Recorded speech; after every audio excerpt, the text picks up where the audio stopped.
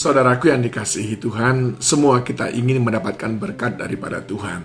Tapi Tuhan sudah memiliki prasyarat-prasyarat untuk boleh menerima berkat daripadanya. Kita belajar dari kitab Amsal, pasal yang ke-10 umpamanya.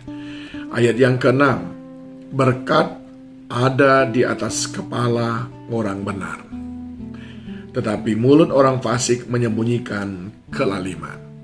Di dalam Amsal 10 ayat 6 jelas disampaikan bahwa orang benarlah yang diberkati oleh Tuhan.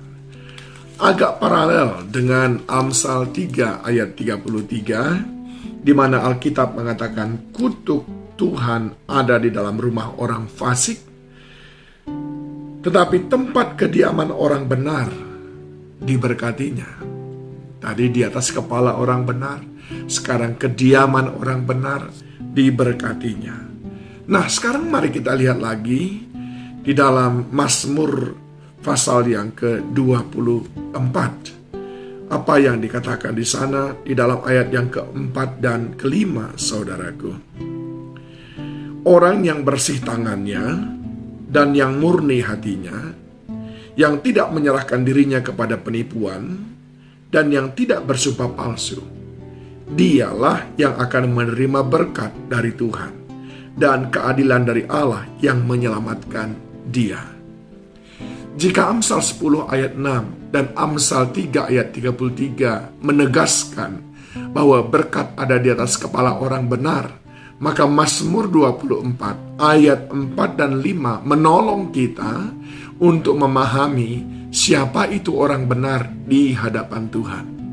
Paling tidak ada 4 ciri di sini dikatakan. Yang pertama adalah orang yang bersih tangannya. Adakah yang dikerjakan oleh tangan kita semuanya berkenan bagi Tuhan? Adakah pekerjaan kita adalah pekerjaan yang memuliakan Tuhan? Adakah cara kita bekerja sesuai dengan kehendak Allah? Bersih tangannya berbicara tentang apa yang kita lakukan berkenan di hadapan Tuhan. Yang kedua, yang murni hatinya.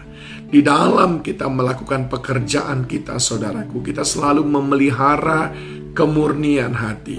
Kemurnian hati dalam ekspresinya keluar itu adalah motivasi kita. Ketika kita melakukan segala sesuatu, adakah kita memiliki motivasi yang benar? Saat kita menolong orang lain, adakah motivasi kita benar? Saat kita bekerja, adakah motivasi kita benar? Saat kita menyembah Tuhan, adakah motivasi kita benar? Itu semuanya berbicara tentang kemurnian hati. Dan mereka yang murni hatinya, merekalah yang menerima berkat dari Tuhan. Yang ketiga dikatakan yang tidak menyerahkan dirinya kepada penipuan. Di dalam kehidupannya tidak ada yang terselubung, tidak ada kesan tipu menipu. Semuanya dilakukan dengan jujur, semuanya dilakukan dengan penuh integritas. Ketika dia berjualan, berdagang, dia melakukannya dengan penuh integritas. Ketika dia membuka restoran, membuka kafe, dia melakukannya dengan penuh integritas. Ketika dia berurusan dengan Tuhan, dia tidak mengambil milik Tuhan. Semuanya dia lakukan dengan integritas yang teruji. Dia sama sekali tidak memiliki keinginan untuk menipu ataupun mengambil keuntungan dari pihak lain dengan cara-cara yang tidak benar. Dan yang keempat dikatakan adalah yang tidak bersumpah palsu. Apa yang diucapkan oleh mulut kita semuanya adalah kebenaran. Apa yang kita janjikan kepada orang lain semuanya adalah kebenaran. Tiada kepura-puraan di sana, tiada kepalsuan.